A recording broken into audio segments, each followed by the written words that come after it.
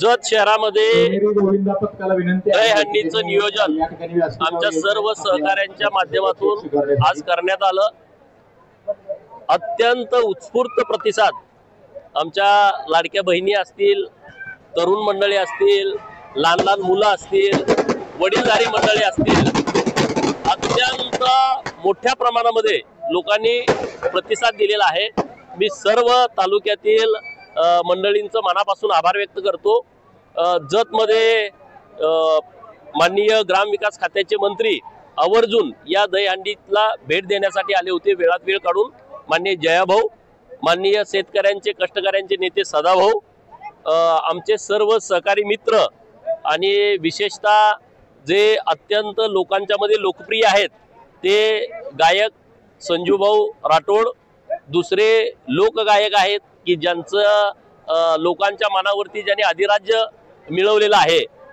6000 ते 7000च्या वर गाणी त्यांनी आतापर्यंत लॉन्च केलेली आहेत। ते माझे बंधू माननीय साजन भाऊ बेंद्रे ते पण आलेले होते, मुंबईहून डान्स ग्रुप आलेले आहेत, लावणी सादर करणारी आमची भगिनी पण आलेली आहे आणि सर्व नेते मंडळी माननीय पप्पू डोंगरे असतील, माननीय संदीप बाबा गिड्डे असतील, आमच्या तालुक्यातील माननीय डॉक्टर आरडी साहेब असतील, सर्व भाजपाचे पदाधिकारी असतील, सर्व लोकांनी अत्यंत चांगल्या पद्धतीने रिस्पॉन्स दिला। जत मध्ये असे कार्यक्रम होणं, कारण ग्रामीण भागातील लोकांच्यासाठी काही कार्यक्रमच नाहीत आणि म्हणून आम्ही विशेषतः महिला भगिनींच्यासाठी दहीहंडीचं आयोजन केलंय। आता नवरात्री येते, आमचा मानस असा आहे की आमच्या सगळ्या भगिनींच्यासाठी एक चांगला कार्यक्रम, कारण गावात कार्यक्रम नाहीत आणि मग एकत्रित येण्यासाठी संधी मिळत नाही आणि म्हणून एक महिलांच्यासाठी भव्य दिव्य देखणा कार्यक्रम आम्हाला आता येत्या नवरात्रीमध्ये आम्हाला तो कार्यक्रम घ्यायचा आहे। एकेकाळी जतचा दुष्काळ म्हणून होता, पण मी तुम्हाला सांगतोय घेतला आणि हे घेतला, मी जतचा पूर्ण चेहराच बदलून टाकायचा आहे। जतला दुष्काळी तालुका आहे म्हणायची कोणाची हिंमत राहिली नाही पाहिजे। आणखी मला 2 वर्षाचा फक्त वेळ द्या, या महाराष्ट्रामध्ये कोणी धाडस करणार नाही की जतला दुष्काळी तालुका आहे म्हणायचं।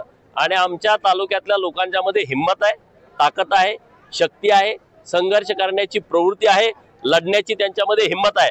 त्यामुळे जतचा पूर्ण चेहरा मोहरा बदलण्याचा आम्ही ठरवलाय। जत शहरामधला चेहरा मोहरा आम्ही बदलतोय आणि तुम्हाला येत्या 1-2 वर्षामध्ये दिसेल। आम्ही नुसतं बोलतोय अशातला भाग नाही, आम्हाला ते कृतीतून साध्य करायचं आहे।